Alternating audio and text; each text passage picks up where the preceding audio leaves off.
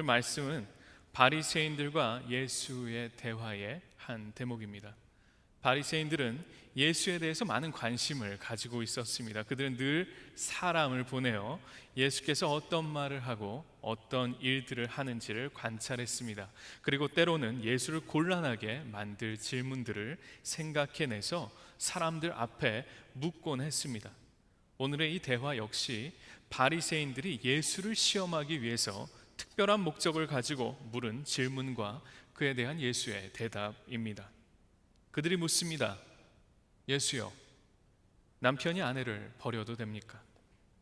참 이상한 질문이 아닐 수 없습니다. 사실 그렇게 이야기하는 것이 옳은 것이 아니지요. 또 그들은 이미 이 질문에 대한 답을 알고 있었습니다. 예수께서 그래서 그들에게 되물으셨습니다. 모세의 율법에는 어떻게 쓰여 있습니까? 그들이 다시 대답합니다. 모세의 율법에는 이혼 증서를 써주고 아내를 버리는 것을 허락했습니다.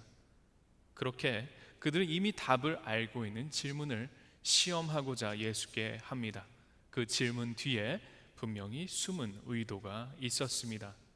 그런데 우리가 그 의도를 살펴보기 전에 먼저 짚고 넘어가야 되는 부분이 있습니다. 지난주 말씀을 통해서 성경을 문자주의적으로 해석하는 것은 매우 잘못된 성경 읽기의 방법이라는 것에 대해서 말씀드렸습니다. 오늘 우리가 읽은 말씀 역시 이것을 해석하는 데 세심한 주의가 필요합니다. 문자주의는 literalism 혹은 fundamentalism이라고 부르는 이 문자주의는 무엇이든지 써 있는 그대로 받아들이는 태도를 의미합니다. 유교의 경전을 중시하는 그 풍토의 영향을 받아서 한국 교회는 성경을 문자주의적으로 읽기 시작했습니다. 그리고 성경에 매우 큰 권위를 부여했습니다. 문자주의적인 성경 읽기 방식과 막강한 권위가 결합하면 잘못될 해석을 낳게 될 위험성이 매우 커집니다. 우리가 가만히 앉아서 잘 생각을 해보면 성경에 나온 이야기들을 말 그대로 오늘 사회에 적용하는 것은 무리가 있을 수 있다는 판단을 할 수 있습니다. 오늘 말씀에서도 등장하는 모세의 율법은 지금으로부터 3,000년이 넘는 시간 전의 이야기고 장소적 배경도 한국이 아닌 또는 미국이 아닌 팔레스타인입니다. 그리고 당시 이스라엘 사람들은 종교의 법과 사회법을 구분하지 않고 하나로 생각했습니다. 우리가 조금 더 잘 이해할 수 있도록 예를 하나 들자면 문자주의적으로 성경을 읽는 것은 마치 고조선이나 삼국시대의 종교법이나 사회법을 문자 그대로 가져와서 21세기 한국이나 미국 사회의 법률로 바로 적용하는 것과 같은 이야기가 됩니다. 그렇게 하면 그 법이 우리 시대에 잘 작동을 할까요? 그것이 현실에 맞는 법이 될까요? 대답하기가 조금 곤란하시죠? 조금 다른 방향으로 그럼 생각해 보겠습니다. 이렇게 하는 것이 더 좋은 기독교인이 되는 방법일까요? 이렇게 하지 않으면 나쁜 기독교인이 되는 것일까요? 지난주에는 이영표 전 축구 국가대표팀 선수의 이야기가 화제가 되었는데 들으신 분도 아마 있을 거라고 생각합니다. 요즘은 축구 해설위원으로 활동하고 있는 이영표 씨는 아주 독실한 크리스천으로 널리 알려져 있습니다. 2002년 월드컵 이후 여러 교회들에서 간증도 하며 많은 사람들에게 신앙의 귀감이 되었습니다. 이 이영표 씨가 말하지 않아야 할 때라는 책을 펴냈는데 이 책의 무통주사라는 칼럼에서 하나님께서 여자에게 해산의 고통을 주신 것과 남자에게 이마에 땀을 흘려야 먹고 살 수 있다고 하신 창세기 3장 16절을 찾아 읽었고 주님께서 주신 해산의 고통이라면 피하지 말자 이야기를 했다며 아내를 설득했다고 썼습니다. 이것이 이제 논란이 된 것입니다. 이영표 씨는 말씀에 따라 살려는 노력은 힘들고 고통스럽다. 하지만 신기하게도 그런 노력을 통해 느껴지는 기쁨이란 이루 말할 수 없다. 아내와 나는 앞으로도 쉽게 사는 방법과 말씀대로 사는 방법 사이에서 고민할 것이다. 이렇게 썼습니다. 이영표 씨가 말하고 있는 이 신앙은 참 순수한 신앙입니다. 그리고 그 열정은 참 우리가 본받을 만합니다. 하나님의 원리가 아닌 세상의 원리가 지배하는 이 땅에서 하나님의 뜻을 실천하며 산다는 것은 참으로 어려운 일이 아닐 수 없습니다. 그런 의미에서 저는 이 말에 전적으로 동의합니다. 그러나 이영표 씨는 창세기의 그 말씀을 문자주의적으로만 해석해서 엉뚱한 판단을 하고 말았습니다. 창세기 3장은 문자 그대로의 의미로 해석할 것이 아니라 신학적인 해석을 필요로 하는 내용입니다. 타락의 결과로 하나님께서 여성에게 해산의 고통을 주셨기 때문에 여성들은 그 고통을 느껴야 함이 마땅하다는 그 생각의 흐름은 너무도 피상적인 수준에 머무는 그러한 해석입니다. 그런 해석이라면 아주 더운 여름날에 사무실에서 에어컨이 아주 잘 나오는 사무실에서 땀을 흘리지 않고 일하는 남성 사무직 종사자들은 에어컨을 다 끄고 땀을 뻘뻘 흘리면서 일해야 함이 마땅하다는 그런 해석도 가능할 수 있습니다. 그렇게 하지 않으면 마치 하나님 앞에 불경하게 여겨질 수가 있는 것이죠.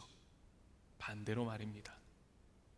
이영표 씨가 만약에 우리 교회를 나오고 있다면 제가 알아듣게 잘 설명을 해드렸을 텐데 참 안타깝습니다. 여러분, 성경은 의학책도 아니고 오늘날 우리가 생각하는 식의 역사책도 아니고 더더욱이 과학책도 아니고 도덕책도 아닙니다. 성경은 하나님의 계시로 성령의 감동을 받은 하나님의 사람들이 자신들의 하나님 경험을 God experience를 신앙 안에서 믿음으로 고백한 그 신앙 고백들의 모음입니다. 살아있는 하나님의 자기 계시가 생생하게 드러나는 신비가 바로 성경입니다. 그런데 이런 성경을 문자주의적으로 읽는 것은 오히려 성경에 대한 권위를 떨어뜨리고 기독교를 사회에서 멀어지게 하는 결과를 낳았습니다. 오히려 미신적으로 성경을 바라보게 만들어 버렸습니다. 우리는 미신적이 아니라 신비로서 성경을 풀어내야 합니다. 저는 오늘 우리가 읽은 이 말씀을 가지고 예수께서 이혼은 불가하다고 말씀하셨다고 해석하는 많은 설교자들 설교를 들었습니다. 6절부터 따로 떼어서 보면 그럴 수 있습니다. 그렇지만 성경은 그것보다 더 나은 해석이 필요합니다. 전체적인 맥락 안에서 그 부분을 보아야 합니다. 그렇지 않으면 원래 의도했던 것과는 전혀 다른 의미로 해석하고 많은 실수를 범할 수 있기 때문입니다. 예수께서는 6절 이하의 말씀을 통해 당시 유대인들이 가지고 있던 그들의 표리부동한 태도, 위선적인 태도를 지적하고 원래 하나님의 의도가 어디에 있는지를 확실히 밝히고 계십니다. 예수께서 이혼에 대해서 불가하다, 가하다 이야기하는 것이 중심 주제가 아닌 것입니다. 현대의 법에 라드부르흐의 분류법에 따라 법에는 세 가지 이념이 있다고 생각을 합니다. 정의, 합목적성, 법적 안정성입니다. 때로는 이 세 가지 가치들이 잘 조화를 이루기도 하지만 때로는 서로 모순적인 관계에 놓이기도 합니다. 법의 안정성은 법의 형식에 중점을 두는 것을 말합니다. 그리고 정의와 합목적성은 법의 실체, 그 내용에 중심을 두고 있습니다. 법의 안정성은 사회 질서의 유지를 위해서 법의 내용이 비록 정의와 합목적성에 부합하지 않더라도 강제성을 띨 수가 있게 됩니다. 이 과정에서 서로 모순되는 점이 생기고 긴장이 발생을 하게 됩니다. 바리새인들이 믿고 자신의 삶을 통해서 이루려 했던 것은 아마도 이 법의 정의와 합목적성이었을 것입니다. 즉 하나님의 의도를 따라 사는 삶이라고 생각할 수가 있겠지요. 그러나 바리새인들은 법적 안정성, 즉 법의 형식에 너무 치중해 버렸습니다. 그리고 그들이 추구하는 법의 형식을 빠짐없이 지키는 일이 하나님의 뜻을 자신들의 삶에 이루는 방법이라고 생각했습니다. 그러나 아까도 우리가 이야기했듯이 법의 형식을 추구하는 일이 정의와 한목적성을 담보하는 것은 아닙니다. 법의 형식을 따라 완전성을 추구한다고 해서 그것이 꼭 정의로운 일이라는 보장이 어디에도 없는 것입니다. 만약 그럴 수 있으면 참 편리할 것입니다. 누구나 정해진 그 법의 형식을 따르면 그것이 하나님의 뜻을 이루는 것이라는 그런 절대적인 확신이 있다면 얼마나 편하고 또 확실하겠습니까? 그러나 우리가 알다시피 유대인이 어린 시절부터 모든 법을 다 지켰다고 해서 그것이 영생을 담보하지는 않는다는 것을 예수를 찾아온 한 부자 청년의 이야기에서 성경은 우리에게 이야기하고 있습니다. 그 청년이 찾아와 예수께 묻습니다. 예수님, 당신께서 말씀하시는 그 영생, 그거 얻으려면 어떻게 해야 합니까? 예수께서 말씀하십니다. 율법책의 규정들을 지키는데 정신 팔리지 말고 당신이 가지고 있는 그 모든 것을 팔아서 가난한 자들에게 나누어 주십시오. 성경은 그 청년이 근심 걱정에 쌓여서 돌아갔다고 기록하고 있습니다. 여러분, 그 청년은 어린 시절부터 모든 율법을 다 지켜왔다고 기록하고 있습니다. 그렇기 때문에 예수께 그 질문을 한 순간에 아마도 예수께서 당신같이 훌륭한 사람은 이미 영생을 얻었소, 이런 답을 기대하고 있었는지도 모르겠습니다. 그러나 예수께서는 그 청년이 한 번도 들어보지 못한 이야기를 하십니다. 가진 것을 다 팔아서 가난한 사람들에게 나누라니. 그런 규범은 아무도 그 청년에게 이야기해 준 적이 없었습니다. 그리고 설사 그가 가진 모든 것을 팔아서 나눠준다고 하더라도 율법에 써있지 않은 그 일로 내가 영생을 얻을 수 있을까?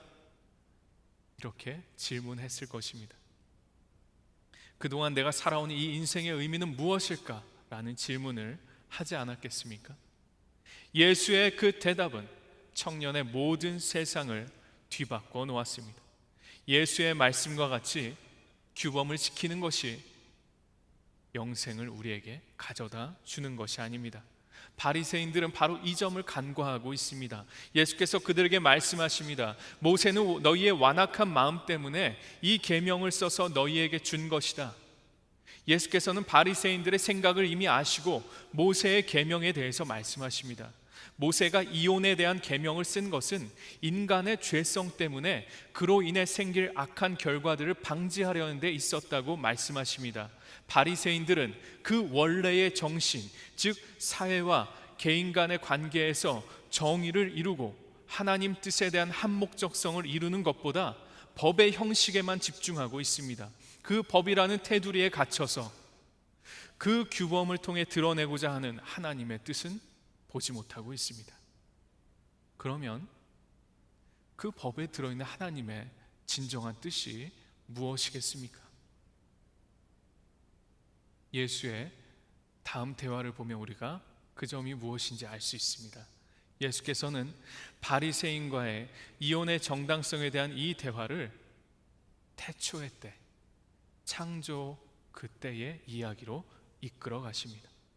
창세기 1장과 2장의 창조 이야기에서 인간은 진흙에서 하나님의 숨결을 담고 있는 살아있는 생명이 되었다고 성경은 기록하고 있습니다. 하나님의 숨결을 안에 담은 인간들은 홀로 사는 존재로 지어지지 않았습니다. 하나님은 인간들이 서로 돕고 의지하며 사랑하며 공동체를 이루며 살도록 하셨습니다.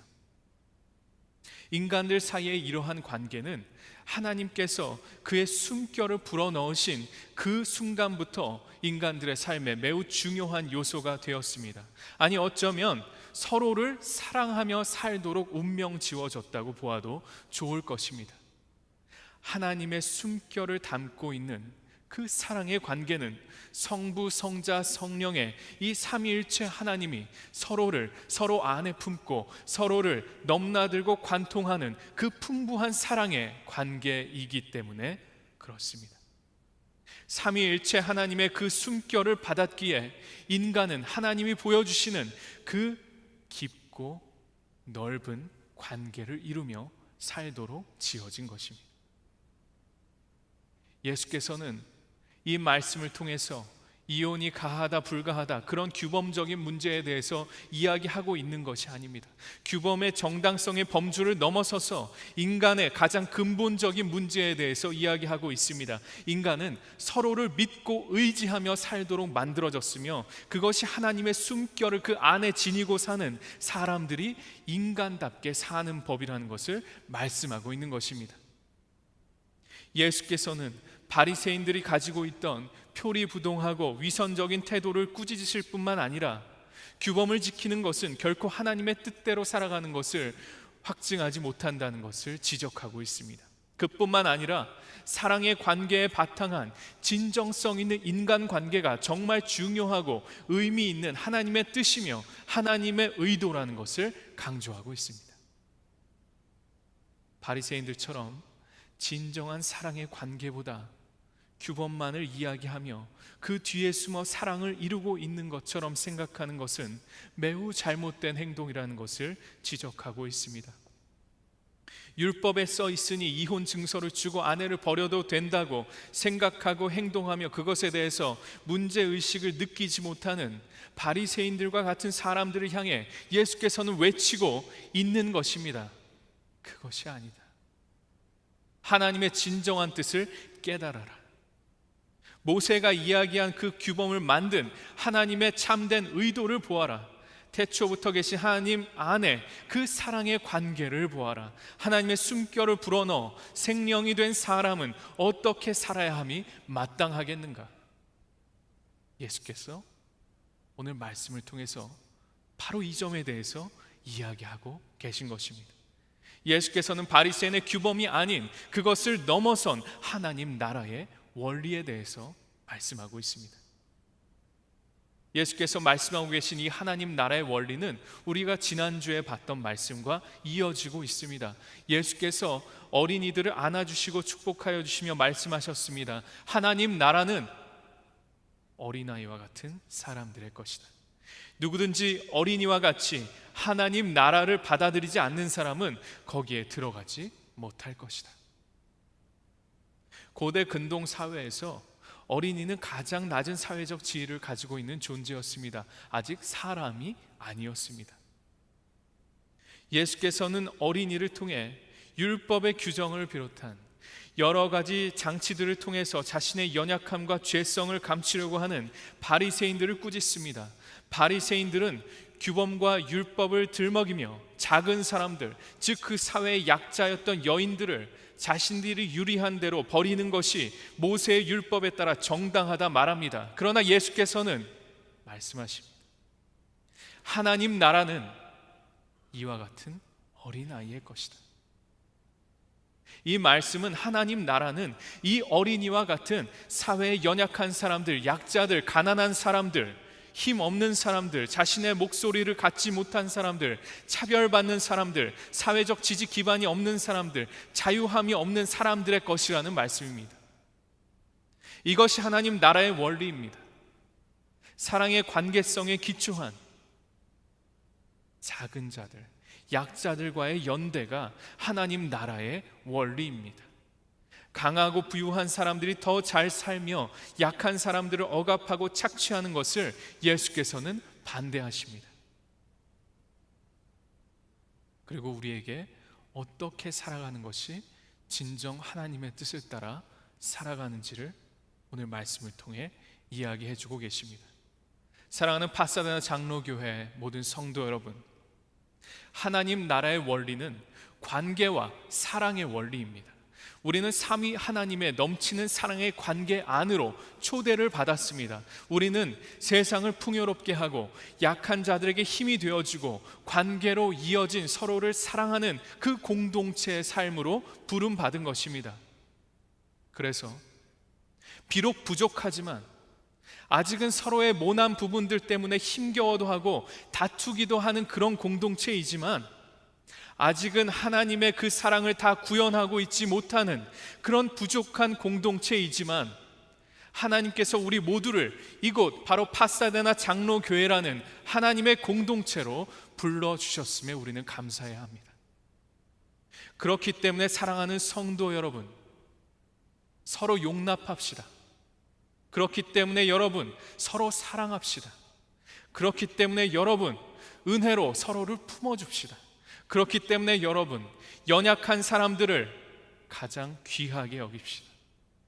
그렇기 때문에 여러분, 자기 자신을 내세우지 맙시다. 그렇기 때문에 여러분, 하나님의 사랑 안에 여러분을 실현해 가시기 바랍니다. 하나님의 이 크신, 넓으신, 비교할 데 없는 이 사랑이 이 시간 여러분의 삶 가득히 넘치기를 바랍니다.